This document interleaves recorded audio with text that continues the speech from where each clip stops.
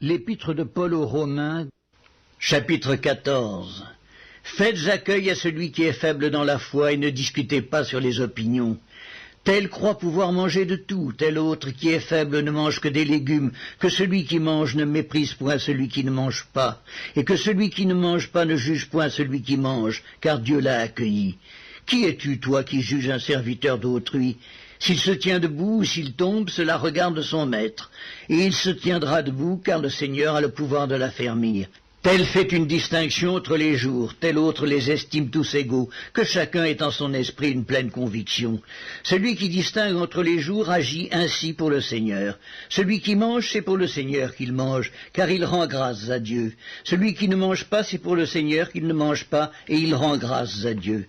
En effet, nul de nous ne vit pour lui-même, et nul ne meurt pour lui-même. Car si nous vivons pour le Seigneur, et si nous mourrons pour le Seigneur. Soit donc que nous vivions, soit que nous mourions, nous sommes au Seigneur. Car Christ est mort et il a vécu afin de dominer sur les morts et sur les vivants. Mais toi, pourquoi juges-tu ton frère? Ou toi, pourquoi méprises-tu ton frère? Puisque nous comparaîtrons tous devant le tribunal de Dieu. Car il est écrit, « Je suis vivant, dit le Seigneur, tout genou fléchira devant moi, et toute langue donnera gloire à Dieu. Ainsi chacun de nous rendra compte à Dieu pour lui-même. Ne nous jugeons donc plus les uns les autres, mais pensez plutôt à ne rien faire qui soit pour votre frère une pierre d'achoppement ou une occasion de chute.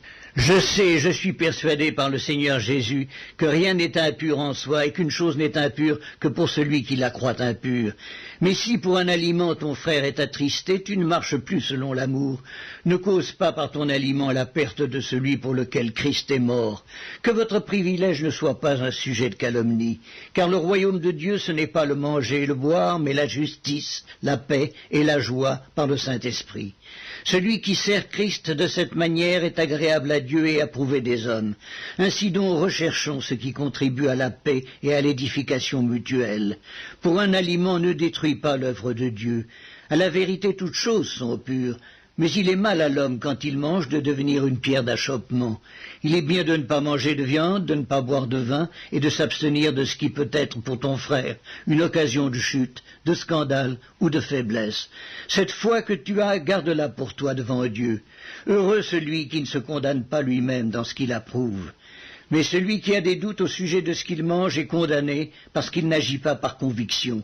Tout ce qui n'est pas le produit d'une conviction est péché.